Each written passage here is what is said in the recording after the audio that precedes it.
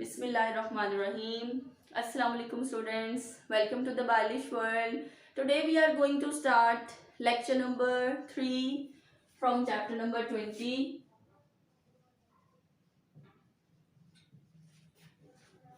Chapter 20 chromosomes and DNA. So last lecture में ना students हमने डिस्कस किया था DNA as hereditary material.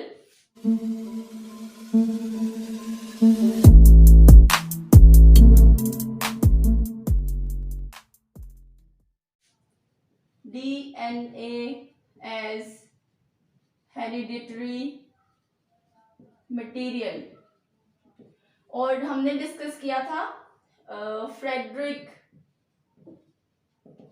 Griffith का experiment that was performed on Streptococcus pneumoniae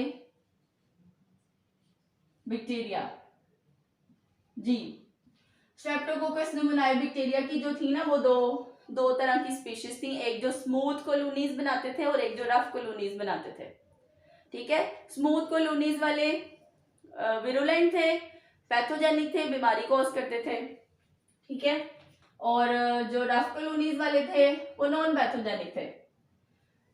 सो ये है स्ट्रेप्टोकोकस निमोनियाe का virulent strain that has polysaccharide coat on it. इसके ऊपर पॉलीसैकेराइड कोट पाया जाता है, पॉलीसैकेराइड कोट। ये है जी S form, pathogenic and virulent strain. और ये हैं दूसरे वाले bacteria streptococcus pneumoniae that lack polysaccharide coat. इसके ऊपर कोट नहीं था और इसे हमने आर फॉर्म नॉन पैथोजेनिक और म्यूटेंट स्ट्रेन कहा था। ये म्यूटेंट स्ट्रेन इस वजह से है because it lack gene for enzymes which are responsible to make polysaccharide coat. ये जो बैक्टीरिया है ना, ये म्यूटेंट वाले, म्यूटेंट का मतलब चेंज है। इन वाले बैक्टीरिया से चेंज क्यों है? क्योंकि इनके पास जीन नहीं होती।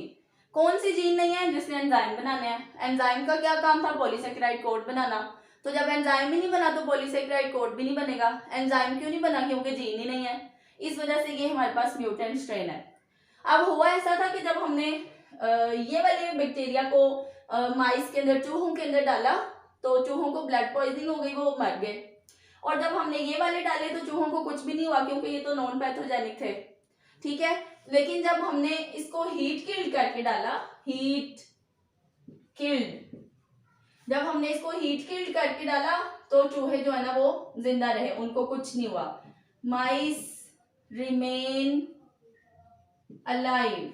और यहाँ पे क्या हुआ? यहाँ पे भी यही हुआ था, माइस रिमेन अलाइव।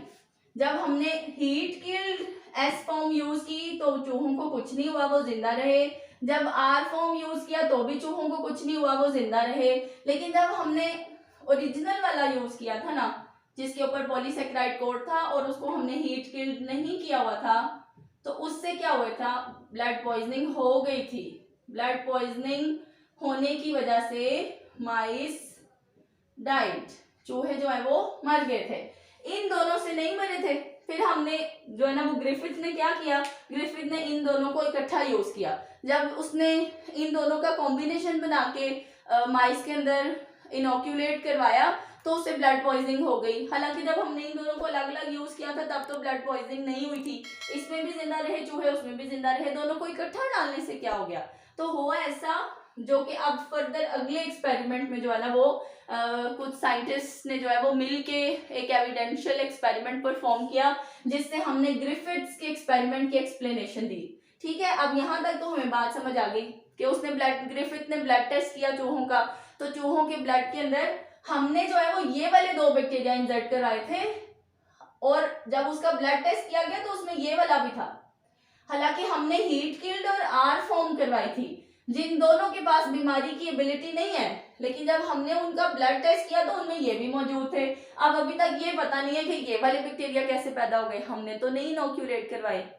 सो ये जो नेक्स्ट एक्सपेरिमेंट है, it was performed bye Colin MacLeod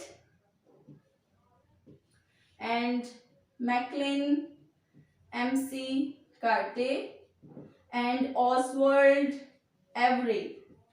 in scientist ने मिलकर जो है ना वो नेक्स्ट एविडेंशियल एक्सपेरिमेंट परफॉर्म किया। कॉलिन मैक्लॉयड, मैकलिन MC कार्टे एंड ऑसवर्ल्ड एवरी, इन्होंने जो है ना वो जो एक्सपेरिमेंट परफॉर्म किया उसमें क्या किया कि इन्हीं दोनों का कॉम्बिनेशन बनाया। हीट किल्ड एस्फॉर्म जो बीमारी फैला सकता है लेकिन हमने उसे किल किया हुआ है, तो जब किल कर दिया तो फिर वो चूहे नहीं मरे। और ये कौन से हैं जिनके पास बीमारी फैलाने की एबिलिटी है ही नहीं, ब्लड पॉइजनिंग कॉज कर ही नहीं सकते, ये म्यूटेंट स्ट्रेन है, इनके पास पॉलीसैकेराइड कोट नहीं बनता, ठीक है, स्लाइम कैप्सूल नहीं है इनके पास, जिसकी वजह से चूहे जिंदा रहे। तो इन्होंने क्या किया, इन्होंने फिर इकट्ठा ही, जैसे ग्रिफिथ ने अपना लास्ट एक्सपेरिमेंट परफॉर्म किया था ना, इन दोनों का कॉम्बिनेशन डाला था चूहों में, तो इन्होंने भी क्या किया, चूहों के अंदर इन दोनों को डाला, सेम रिजल्ट, चूहों को ब्लड पॉइजनिंग हो गई। फिर उन्होंने दोबारा से एक सोल्यूशन बनाया और इन्हें ना ऐसे लगा जैसे प्रोटीन्स की वजह से जो है ना वो चूहे मर रहे हैं, इन्हें ऐसे लगा जैसे ये पॉलीसैकेराइड कोट और ये जो प्रोटीन्स पाई जाती है ना उसकी वजह से चूहों को जो है ना वो ब्लड पॉइजनिंग हो रही है। तो इन्होंने क्या किया, 99.98% प्रोटीन दोनों बैक्टीरिया में से रिमूव कर दी, ठीक है, प्रोटीएज एंजाइम्स यूज करके ना डाइजेस्ट करवा दी सारी प्रोटीन्स। लेकिन फिर सॉल्यूशन को चूहों के अंदर इनोक्यूलेट करवाया तो चूहों को फिर ब्लड पॉइजनिंग हो गई, उनके अंदर फिर ये तीसरे वाला बैक्टीरिया आता था, ठीक है। तो फिर उन्होंने क्या किया, दोबारा से एक सोल्यूशन बनाया, दोबारा से सोल्यूशन बना के क्या किया, उसमें से सारे आरएनए खत्म कर दिए कि कहीं आरएनए की वजह से तो नहीं है प्रॉब्लम हो रहा। फिर उन्होंने सारा आरएनए रिमूव किया, आरएनएज एंजाइम यूज करके, आरएनए डाइजेस्टिंग एंजाइम यूज करके, फिर भी वो फेल हो गए, फिर भी रिजल्ट सेम था, फिर चूहों को ब्लड पॉइजनिंग हुई, आरएनए सारा डैमेज करने से भी इसका मतलब है कोई फर्क नहीं पड़ा। फिर जो थर्ड सॉल्यूशन बनाया गया उसमें जो है ना वो क्या किया गया, डीएनए डाइजेस्टिंग एंजाइम डाला, जिससे डीएनए डैमेज किया गया दोनों का। तो जैसे ही डीएनए डैमेज किया गया ना, फिर ये तीसरी वाली जो है ना वो बैक्टीरिया ब्लड के अंदर नहीं मिले और चूहों को ब्लड पॉइजनिंग नहीं हुई, वो दो जिंदा रहे इस सोल्यूशन डालने के बावजूद भी। तो यहां से क्या स्टूडेंट्स प्रूफ हुआ, टॉपिक क्या है हमारा, डीएनए एज हेरिडिटरी मटेरियल।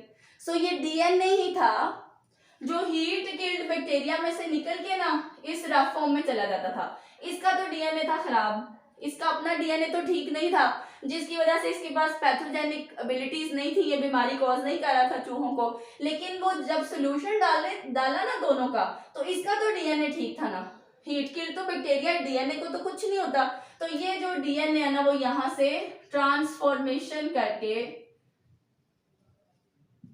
इस बैक्टीरिया में चला गया और यहाँ पे जाके इसने फिर पॉलीसैकेराइड कोड्स की इंफॉर्मेशन देनी शुरू कर दी।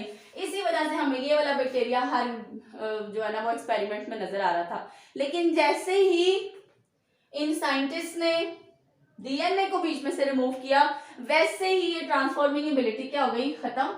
जब डीएनए ही नहीं है तो कौन सी चीज एक जगह से दूसरी जगह जाएगी और कौन बीमारी को एक्टिवेट करवाएगा, ठीक है।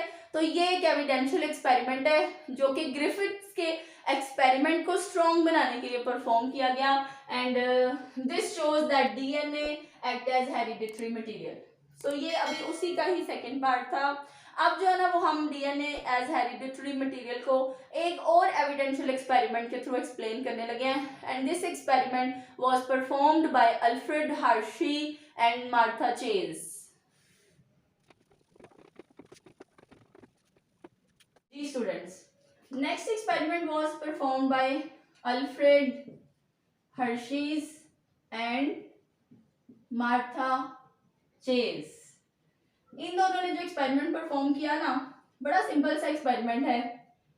ये है जी बैक्टीरिया, बैक्टीरिया के सॉल्यूशंस बनाए। ये है जी बैक्टीरियल सेल वॉल, इस तरह। और इनके ऊपर अटैक करवाने के लिए ना बैक्टीरियोफेजेस बनाए गए। ये है बैक्टीरियोफेज का प्रोटीन कोट। बैक्टीरियोफेज ऐसा वायरस होता है जो बैक्टीरिया के ऊपर अटैक करता है, ऐसा वायरस जो बैक्टीरिया के ऊपर अटैक करता है। ठीक है, लें जी, ये वायरस ने अटैक करना है बैक्टीरिया के ऊपर। ये लैंडिंग कर चुका हुआ है बैक्टीरिया के ऊपर। इसने अपना डीएनए जो है ना वो इसके अंदर इंसर्ट करना होता है। ठीक है, वायरस हमेशा, बैक्टीरियोफेज वायरस हमेशा सिर्फ अपना डीएनए जो है वो बैक्टीरिया के अंदर इंसर्ट करता है, अपना प्रोटीन कोड बाहर ही रहने देता है। सो ये जो ड्रॉ किया है रेड से,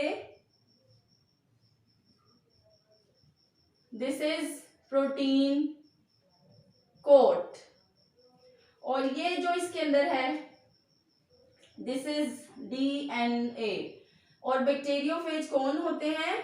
bacteriophage are viruses that attack on bacteria, जो बैक्टीरिया के ऊपर अटैक करते हैं। ठीक है, आप देखें इन बैक्टीरियोफेजेस के अंदर क्या किया गया, इनके डीएनए और इनके प्रोटीन कोड के अंदर ना, प्रोटीन कोड के अंदर यूज किया गया सल्फर 35 रेडियो एक्टिव आइसोटोप। तो रेडियो एक्टिव चीज होती है ना, उसमें से रेडिएशंस निकलती हैं, अल्फा, बीटा, गैमा। सो यहाँ पर जो है ना ये रेडियो एक्टिव आइसोटोप यूज किया गया सल्फर 35, किसमें? प्रोटीन कोट में, इन प्रोटीन कोट। और यहाँ पर जो है ना डीएनए के अंदर इंसर्ट किया गया फास्फोरस 32। ये भी क्या है? Radio active isotope. और इन्हें ना फ्लोरेसेंट डाइज दिए गए। फ्लोरेसेंट डाइज की आसानी ये होती है कि ना वो चमकने लग जाते हैं सोल्यूशन को। जब हम ऑब्जर्व करते हैं ना माइक्रोस्कोप के थ्रू, तो वो फ्लोरेसेंट डाइज की वजह से चीज जो हम देखना चाह रहे होते हैं वो शाइन करने लग जाती है। फ्लोरेसेंट का मतलब होता है चमकने वाले। ठीक है, आप देखें हमने ये रेडियो एक्टिव आइसोटोप्स लिए और इन्हें क्या बनाया? फ्लोरेसेंट, चमकने वाला। अभी ये जो फ्लोरेसेंट डाइज है किसमें ऐड किए हैं? प्रोटीन कोट में। और ये जो रेडियो एक्टिव आइसोटोप है इसे भी क्या किया? फ्लोरेसेंट बनाया। और इसे किसके अंदर इंसर्ट करवाया जी? डीएनए में, P32 एंड S35। अब देखो मैंने अभी बात की कि बैक्टीरियोफेज वायरस प्रोटीन कोड बाहर रहने देता है और डीएनए अपना इंसर्ट करता है। तो देखें वो ऐसे ही हुआ, वायरसेस ने क्या किया? अपना डीएनए बैक्टीरिया के अंदर इंसर्ट करवा दिया। लें जी, ये आ गया डीएनए। अब ये इन दोनों के सॉल्यूशंस को क्या किया? ये अलग टेस्ट ट्यूब में लिया हुआ सोल्यूशन, वो अलग टेस्ट ट्यूब में लिया हुआ सोल्यूशन। जब ये वाले बैक्टीरिया को टेस्ट ट्यूब के अंदर वो फ्लोरेसेंट डाइज भी डाले हुए हैं और ये वाला बैक्टीरिया उसके ऊपर वायरसेस ने अटैक भी किया हुआ है, फिर क्या करना है? इसको एजिटेट करवाना है। एजिटेट कहते हैं आपने इसको मिक्स करना है, इसको रोटेट करवाना है बड़ी तेजी से। तो जब वो सोल्यूशन रोटेट होगा ना तो बैक्टीरियोफेज जो होंगे वो बैक्टीरिया के ऊपर से अलग हो जाएंगे। देखें डीएनए कहाँ चला गया हुआ है? बैक्टीरिया के अंदर जी। सो ये जो बैक्टीरियोफेज वायरसेस होंगे ये वाइब्रेट करवाने की वजह से बैक्टीरिया से दूर हो जाएंगे, सोल्यूशन में ही रहेंगे लेकिन अलग हो जाएंगे, बैक्टीरियल सेल वॉल से अलग हो जाएंगे। ये प्रोटीन कोड अलग हो जाएंगे और डीएनए तो बैक्टीरिया के अंदर जा चुका है। अब जब हमने ये वाला सोल्यूशन चेक किया जिसके कोट में हमने S35 डाला था और बैक्टीरिया के अंदर हमने जो है वो डीएनए इंसर्ट करवाया, डीएनए में तो कोई आइसोटोप नहीं है। सो क्या हुआ? बैक्टीरिया को जब हमने टेस्ट किया तो बैक्टीरिया के अंदर हमें कोई रेडियो एक्टिव आइसोटोप नहीं नजर आया। जो बाहर वाला सोल्यूशन था ना वो फ्लोरेसेंट था, बैक्टीरिया जो है वो फ्लोरेसेंट बिल्कुल नहीं थे। और जब ये वाला सोल्यूशन चेक किया गया तो उसमें बैक्टीरिया जो थे वो डीएनए के अंदर रेडियो एक्टिव आइसोटोप होने की वजह से फ्लोरेसेंट थे, सोल्यूशन में कुछ भी नहीं था। इससे ये पता चला कि ऑर्गेनिजम्स हमेशा नेक्स्ट जनरेशन में डीएनए भेजते हैं। जैसा कि बैक्टीरियोफेज ने अपना डीएनए बैक्टीरिया के अंदर इंसर्ट करवाया और ये इसकी प्रेजेंस, ये कौन सी चीज नेक्स्ट जनरेशन में जा रही है ये चेक करने के लिए हमने ना इनको रेडियो एक्टिव बनाया था। इसके कोड को रेडियो एक्टिव बनाया ये चेक करने के लिए अगर ये प्रोटीन कोड बैक्टीरिया के अंदर जाता तो ये शाइन करते लेकिन यहाँ पे प्रोटीन कोड किधर रह जाता है, बैक्टीरिया से बाहर, और अंदर क्या चीज जाती है, डीएनए। तो अगर ये छोटे से एक्सपेरिमेंट से, इस छोटे से ऑर्गेनिज्म से हमें ये पता चला है कि डीएनए हेरिडिटरी मटेरियल है, वो विरासत को लेकर नेक्स्ट जनरेशन में जाता है। हम बड़े ऑर्गेनिजम्स में भी ऐसे होता है, एग जो है वो मदर से डीएनए लेके आता है, स्पर्म जो है वो फादर से डीएनए लेके आता है, फिर उन दोनों को फ्यूज करके कंबाइन कर दिया जाता है और उससे नेक्स्ट जनरेशन प्रोड्यूस की जाती है। बजाय इसके कि सारा कुछ ही आ रहा है मदर और फादर से, बिल्कुल ऐसा नहीं है, सिर्फ डीएनए रिस्पॉन्सिबल है इंफॉर्मेशन लेके आने के लिए। सो ये एक्सपेरिमेंट्स हैं जिनके थ्रू हमने ये प्रूव किया कि डीएनए हेरिडिटरी मटेरियल है। फर्दर लेक्चर्स के लिए चैनल को सब्सक्राइब करें। Thank you, Allah Hafiz.